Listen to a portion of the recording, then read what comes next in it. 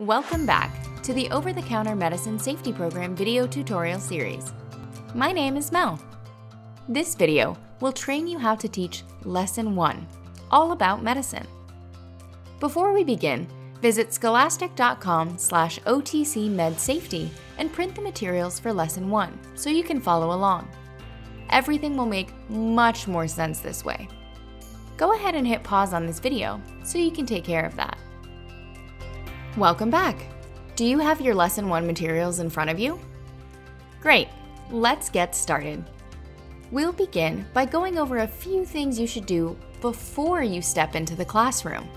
Here are some pro tips to keep in mind. Review and print the materials for Lesson 1. Make sure you know the content and review the materials list. By watching this video, you're halfway there. Practice, practice, practice.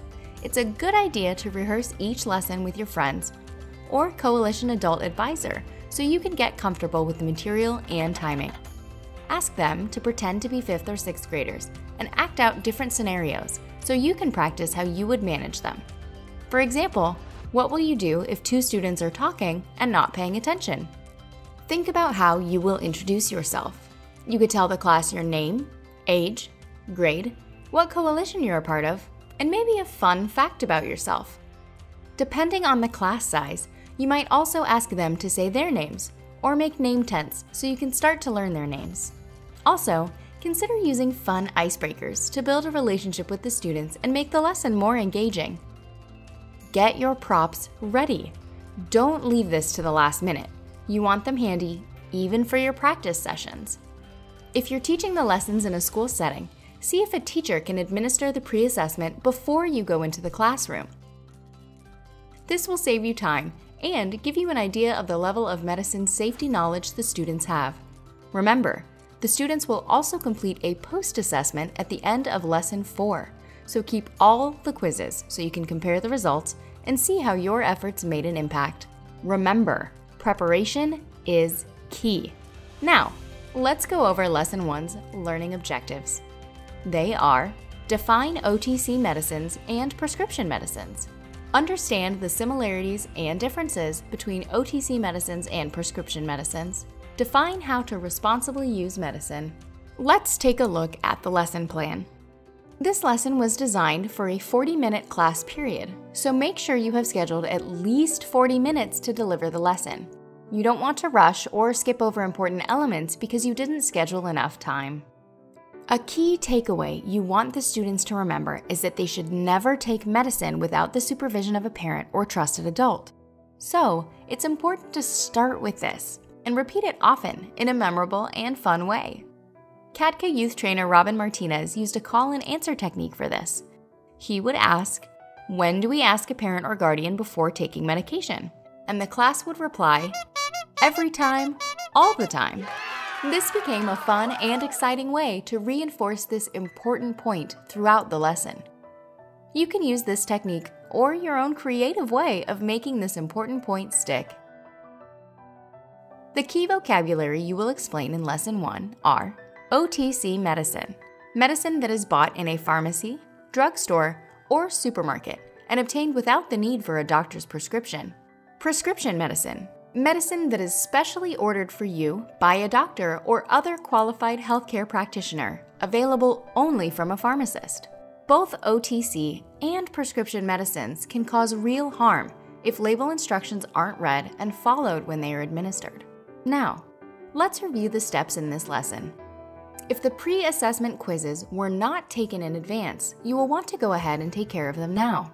You can pass out hard copies of the quiz and have the students complete them. Explain that research shows students in their age range are beginning to self-medicate, and without the information and understanding that they need to make safe choices about medicine, kids can easily do more harm than good. Begin a class discussion by asking students to brainstorm a list of symptoms they have had when they were not feeling well. You might hear answers such as upset stomach, headache, fever, cough, etc.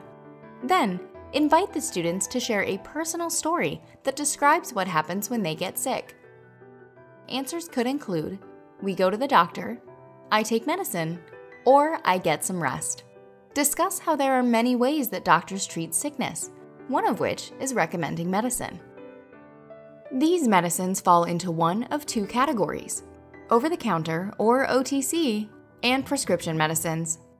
Define each of those categories for them using the definitions in the lesson plan.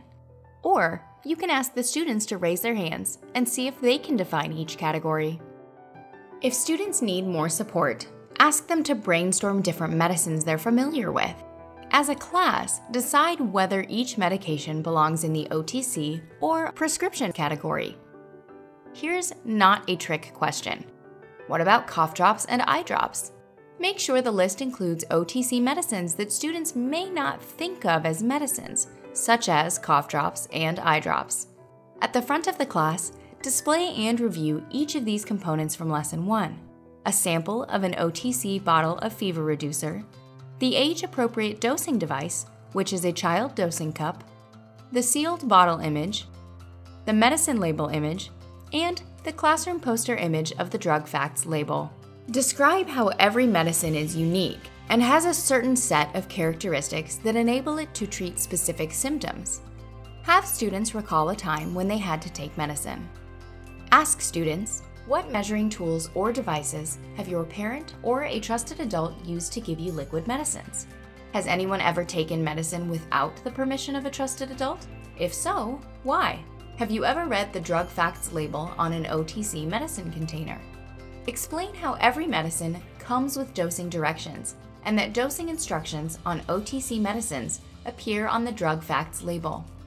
This is a good time to reinforce the importance of always communicating with a trusted adult before taking any medicine. The purpose of these instructions is to help make sure that the medicine is taken correctly. When we do not follow these instructions, the medicine may not work the way it is meant to. It can make you feel worse, or it can even hurt you. You may have allergic reactions or experience side effects like dizziness or nausea. And sometimes, when you mix certain foods with the medicine does not work properly. Now is the time to split the class into groups of 5 or 6 students. Distribute the Student Worksheet 1, which you can access on the website, and have the teams complete the worksheet. Discuss their answers as a class, and invite any follow-up questions about the lesson. After your discussion about Worksheet 1, you can distribute the family newsletter resource available on the website and encourage the students to continue the discussion at home. Encourage students to discuss what they have learned about the Poison Help number, to post the number in a visible place in their home, and to get family members to save the number in their mobile phones. An optional addition at the end of the class is to provide a research extension that the students can complete before the next class. Offer these prompts. How does medicine become approved for over-the-counter use? Are there any medicines that used to be available by prescription only, but are now available over-the-counter? Research the answers to these questions and write a paragraph describing your findings. Be sure to congratulate the class on working hard on this lesson, and that you look forward to seeing them for Lesson 2, where they will learn even more about the drug facts label. That wraps up our overview of Lesson 1. Thanks for joining me. See you in the next video, where we will look at Lesson 2.